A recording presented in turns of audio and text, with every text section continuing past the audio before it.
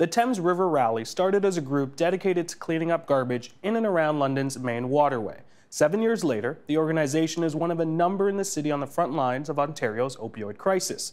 I recently traveled to London and got a first-hand look at how volunteers are attacking a number of issues along the water's edge. So this is a metal cooker, and then this cap goes on here so that you can, then you put the drugs in there. Drug paraphernalia like this is nothing new for Tom Call and the Thames River Rally volunteers. Once a month, the group travels to the edge of the Thames River in London, Ontario, cleaning up everything from plastic bottles, discarded furniture, and needles. This is the great thing about London, is that we have the Thames Valley Parkway that goes all along the river, and people can bike and walk, and so Londoners love this river and they love to walk along it. But it is an urban river, so it has problems that urban rivers have. One of them is garbage. There's a shopping cart full of garbage over there that's been abandoned for about a week and a half, so I think it's safe to get it.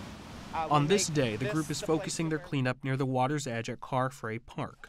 Volunteers break out into small groups equipped with tongs, trash pickers, and needle bins. They also use a kayak to get to places inaccessible by foot. There's a needle bin at that, if you can just empty it out. It's the only thing that they can't touch. Like, they can't reach it just because of sheer logistics. If I paddle up, I have an empty bag, and by the time I come back, I have a full bag. Flowing through the heart of London, Ontario, the Thames River is home to an array of wildlife. We have eagles, and we have beavers, and we have blue herons, and we have little shorebirds that you never even see, and it's sort of like being on Algonquin Park, but being in the middle of the city. The urban river has been the focus for Tom and the group for over 7 years, but what began as a garbage cleanup quickly uncovered the reality of drug use in the city.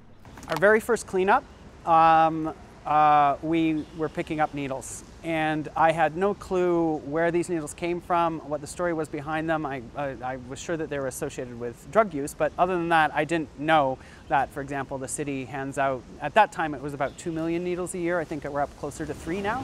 You know, the river doesn't care whether it's a needle or a piece of plastic. It's both garbage. So the group works with a number of community organizations, including London Cares, a homeless response service that works closely with London's most marginalized communities. It's not uncommon for Tom and his group to walk into a homeless camp along the river.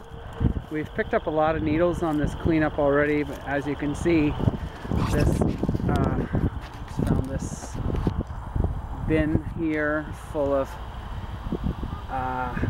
needles.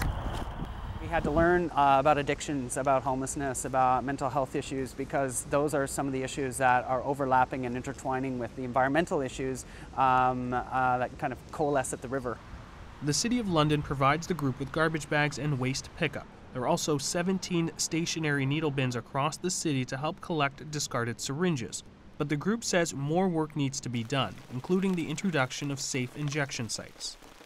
We so desperately need them. Just because I'm so afraid I'm going to find someone that's already had an overdose as I'm paddling. I've started carrying a Noxalone kit with me just for that very reason. But the focus on safe injection sites has been on the back burners of the provincial election. Both the Liberals and NDP agree that such sites provide a safe place for drug users.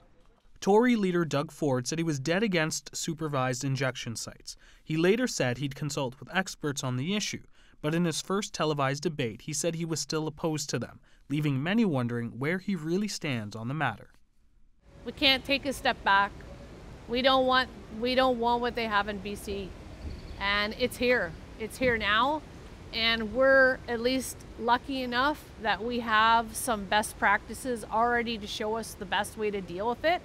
And we need to do it. We need to do it now. The Upper Thames River Conservation Authority gave the river a D rating in its most recent report. Although still low, the river has actually improved over the past 5 years.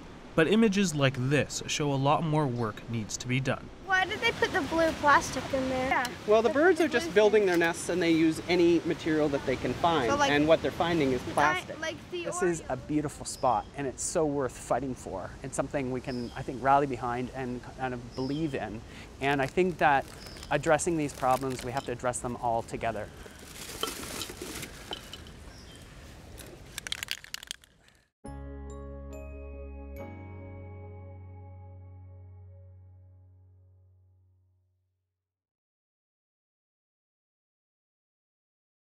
The Agenda with Steve Paikin is brought to you by the Chartered Professional Accountants of Ontario, helping businesses stay on the right side of change with strategic thinking, insightful decisions, and business leadership. Are you on the right side of change? Ask an Ontario CPA.